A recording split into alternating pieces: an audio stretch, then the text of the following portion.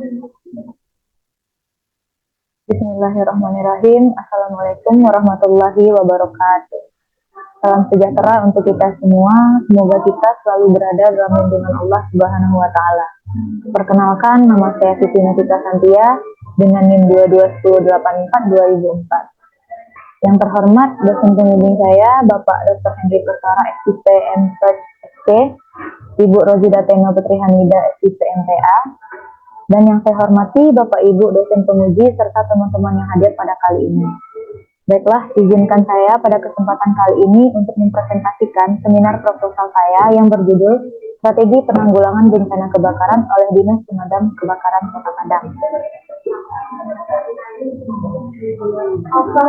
Penelitian saya ini dilatar belakangi oleh kebakaran yang merupakan bencana yang berdampak besar terhadap keselamatan jiwa, kerugian harta benda, dan stabilitas lingkungan.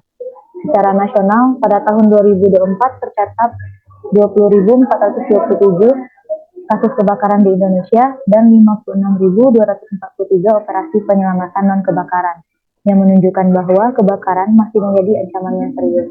Di sisi lain sendiri, penanggulangan kebakaran bukan hanya proses pemadaman, tetapi rangkaian strategis yang mencakup pencegahan, mitigasi, respon darurat, dan rehabilitasi, sebagaimana yang diatur dalam Undang-Undang Nomor 24 Tahun 2007 tentang Penanggulangan Bencana.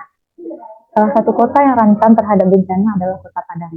Pada tahun 2025, luas Kota Padang sekitar 694,96 km kuadrat dengan jumlah penduduk Kota Padang yaitu mencapai 965,05 ribu jiwa, di mana kepadatan penduduk yang tinggi di Kota Padang ini meningkatkan potensi terjadinya kebakaran. Menurut IRBI atau Indeks Risiko Bencana Indonesia pada tahun 2024, Kota Padang berada pada kategori risiko tinggi dengan skor 155,96. Kondisi ini menuntut strategi penanggulangan yang komprehensif, terukur, dan responsif. Urusan penanggulangan bencana kebakaran sendiri mencakup kegiatan pencegahan, penanganan tanggap darurat, hingga pemulihan pasca kebakaran di Kota Padang dan yang dilaksanakan oleh Dinas Pemadam Kebakaran Kota Padang atau Damkar. Menurut data jumlah kebakaran dan penyelamatan Kota Padang sendiri dari tahun 2021 hingga tahun 2024, di mana mengalami perubahan, dan yang paling tinggi itu pada tahun 2024 sendiri yaitu mencapai 245 kasus yang meningkat dari tahun 2023 dari 186 kasus. Sementara itu peran damkar semakin luas dengan meningkatnya operasi penyelamatan hingga mencapai 1.148 kasus pada 2024. Kenaikan tajam ini menggambarkan semakin luasnya peran dan tanggung jawab Dinas Pemadam Kebakaran Kota Padang yang tidak hanya berfokus pada pemadaman api tetapi juga meliputi berbagai bentuk penyelamatan. Menurut data kebakaran per kecamatan di Kota Padang sendiri, Kecamatan Kota Tangah menjadi wilayah dengan jumlah kejadian tertinggi yaitu 47 kasus pada tahun 2024, naik signifikan dari 29 kasus pada tahun 2023, dan kemudian disusul oleh Kecamatan Padang Barat. Berdasarkan data, penyebab kebakaran ini didominasi oleh korsleting listrik yang mencapai 150 kasus pada Januari hingga Agustus 2025. Di sisi lain, kasus kebakaran yang terjadi di Kota Padang paling sering ditemukan pada kategori bangunan perumahan yang menunjukkan bahwa kawasan pemukiman menjadi wilayah yang paling rentan terhadap insiden kebakaran. Selanjutnya itu ada fenomena empiris dan teoritis. Upaya yang dilakukan oleh Dinas Pemadam Kebakaran sendiri dalam mengatasi dan menanggulangi kejadian kebakaran dilaksanakan melalui 3 pendekatan, yaitu tindakan preventif, represif, dan rehabilitasi. Dalam fenomena empiris dan teoritis sendiri, salah satu contoh kasus besar kebakaran itu yaitu terjadi pada kebakaran pabrik karet PT Teluk Luas yang menimbulkan kerugian hingga 7 miliar dengan waktu pemadaman itu mencapai 17 jam. Mengingat masih tingginya tantangan terhadap kebakaran ini dan kesiapsiagaan serta sarana prasarana dan koordinasi lapangan masih menjadi tantangan. Selain itu, penanganan kebakaran oleh Dinas Pemadam Kebakaran Kota Padang menghadapi berbagai kendala, seperti keterbatasan personel, anggaran, jumlah armada yang tidak ideal, serta akses menuju lokasi kebakaran yang sering terhambat kemacetan dan kondisi jalan yang sempit. Selain itu, ketersediaan hanya 6 pos pemadam dan 1 markas komando belum mampu menjangkau seluruh wilayah secara merata. Berdasarkan standar teknis, jangkauan pelayanan ideal radius 7,5 km dengan waktu tempuh 15 menit. Hal ini belum terpenuhi untuk semua wilayah manajemen kebakaran atau WMK. Hanya 6 WMK saja yang saat ini aktif dan menjangkau area Kota Padang dengan 6 pos dan 1 markas komandan, seperti yang terlihat dari gambar pemetaan wilayah manajemen kebakaran Kota Padang. Di mana hal ini berpotensi menimbulkan ketidakseimbangan pelayanan dan tingginya risiko keterlambatan dalam penanganan kebakaran. Meskipun demikian, capaian respon time atau waktu tanggap rata-rata pada tahun 2024 itu sekitar 6,8 dan 8 menit pada tahun 2025 yang menunjukkan komitmen Damkar dalam menjaga kualitas layanan. Kesenjangan inilah yang menjadikan penelitian tentang strategi penanggulangan kebakaran menjadi penting untuk dianalisis. Untuk rumusan penelitian saya sendiri yaitu mengenai bagaimana strategi penanggulangan bencana kebakaran oleh Dinas Pemadam Kebakaran Kota Padang. Untuk tujuan penelitian yaitu mendeskripsikan dan menganalisis strategi yang dilakukan oleh Dinas Pemadam Kebakaran Kota Padang dalam menanggulangi bencana kebakaran. Untuk manfaat teoritis sendiri, penelitian ini memberikan kontribusi terhadap pengembangan kajian administrasi publik, khususnya dalam bidang manajemen kebencanaan dan strategi organisasi publik.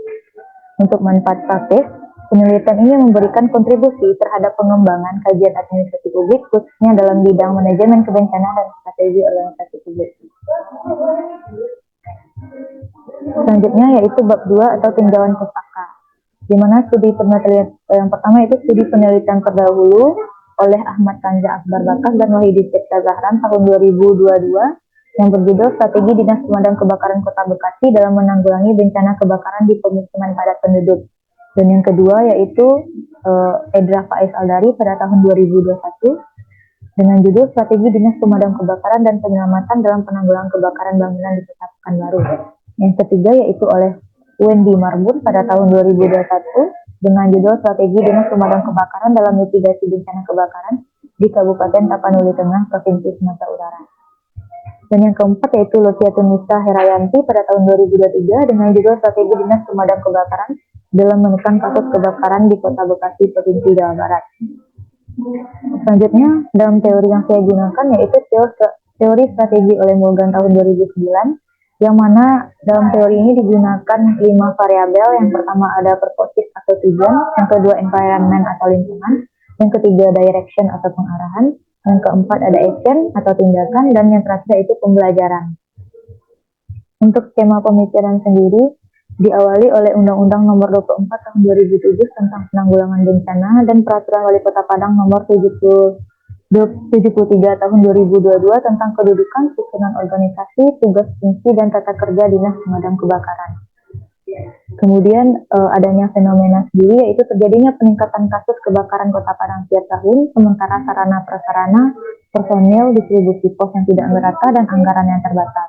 Selain itu adanya kendala dalam akses ke lapangan. Namun waktu tanggap meningkat dan tidak melampaui 15 menit. Hal ini menunjukkan adanya kesenjangan antara kebutuhan penanggulangan bencana kebakaran dengan kemampuan di Pemkab sendiri.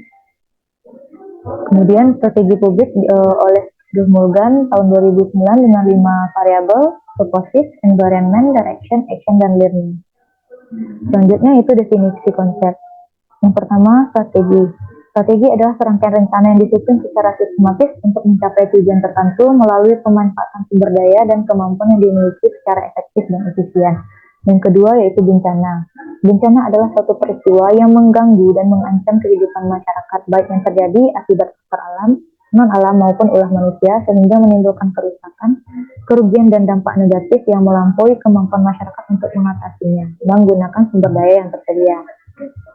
Yang ketiga yaitu penanggulangan bencana, yaitu serangkaian upaya yang dilakukan secara terencana dan berkesinambungan untuk pencegahan, mitigasi, kesiapsiagaan, respon darurat hingga pemulihan pasca bencana yang dilakukan secara sistematis oleh pemerintah untuk melindungi masyarakat dari dampak bencana. Yang terakhir yaitu kebakaran. Kebakaran adalah peristiwa terjadinya proses pembakaran yang tidak terkendali sehingga menghasilkan api yang dapat menimbulkan kerusakan pada harta benda, lingkungan, maupun membahayakan keselamatan manusia. Selanjutnya definisi operasional. Yang pertama yaitu dari variabel purpose atau tujuan. Dari variabel tersebut diturunkan menjadi 4 indikator. Yang pertama ada identifikasi kebutuhan pabrik dengan cara mengukur yaitu apa saja kebutuhan masyarakat terkait penanggulangan bencana kebakaran di Kota Padang, seperti pencegahan, pemadaman, dan penyelesaian. Yang kedua yaitu identifikasi aspirasi publik. Dengan cara mengukur yaitu apa bentuk harapan dan keinginan masyarakat terhadap pelayanan dinas pemadam kebakaran Kota Padang, misalnya terkait kecepatan respon time, kemudahan pelaporan, dan edukasi kebakaran. Yang ketiga yaitu identifikasi kekhawatiran publik. Dengan cara mengukur yaitu apa saja kekhawatiran atau keresahan masyarakat terkait risiko kebakaran di Kota Padang. Selanjutnya yaitu kesenjangan antara kondisi ideal dan kondisi nyata. Dengan cara mengukur yaitu bagaimana perbandingan antara kondisi pelayanan kebakaran yang diinginkan masyarakat dengan kondisi pelayanan yang berlangsung saat ini. Variabel kedua yaitu environment atau lingkungan. Indikator pertama yaitu konteks internal. Dengan cara mengukur yaitu bagaimana struktur organisasi, jumlah dan kualifikasi SDM, anggaran, serta kondisi sarana dan prasarana Dinas Pemadam Kota Padang dalam mendukung penanggulangan kebakaran. Indikator kedua yaitu konteks eksternal. Dengan cara mengukur yaitu faktor eksternal apa saja, dalam hal ini politik, ekonomi, sosial, teknologi, dan regulasi yang mempengaruhi pelaksanaan strategi penanggulangan kebakaran di Kota Padang. Indikator selanjutnya yaitu proyeksi masa depan atau cara mengukurnya dengan bagaimana Dinas Pemadam Kebakaran Kota Padang memproyeksikan perkembangan risiko kebakaran ke depannya seiring dengan peningkatan jumlah penduduk, perluasan pemukiman, dan pertumbuhan kawasan industri. Variabel ketiga yaitu direction atau pengarahan. Dengan indikator yang pertama yaitu kejelasan sasaran atau goals. Dengan cara mengukur yaitu apa saja sasaran utama Dinas Pemadam Kebakaran Kota Padang dalam penanggulangan bencana kebakaran.